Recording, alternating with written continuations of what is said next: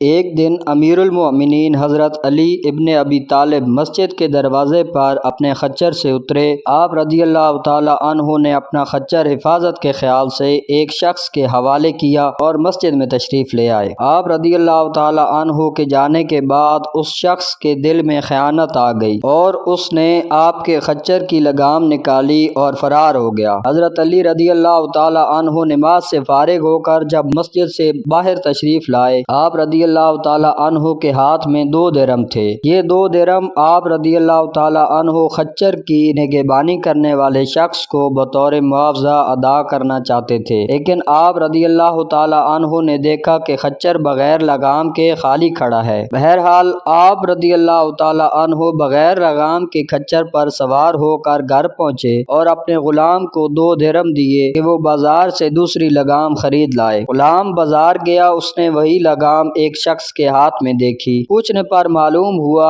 کہ ایک شخص یہ لگام 2 درہم میں بیچ گیا ہے۔ واپس آ کر غلام نے یہ بات حضرت علی رضی اللہ تعالی عنہ کے گوشے گزار کی۔ آپ نے فرمایا، بندہ بعض اوقات خود صبر نہ کرنے اور عجلت سے کام لینے کی وجہ سے رزق حلال کو اپنے اوپر حرام کر لیتا ہے، حالانکہ جو کچھ اللہ رب العزت نے اس کی قسمت میں لکھا ہوتا ہے اس سے زیادہ اسے نہیں ملتا۔ ویڈیو اچھی لگے تو اپنے دوستوں کے ساتھ ضرور شیئر کیجیے۔ اللہ حافظ۔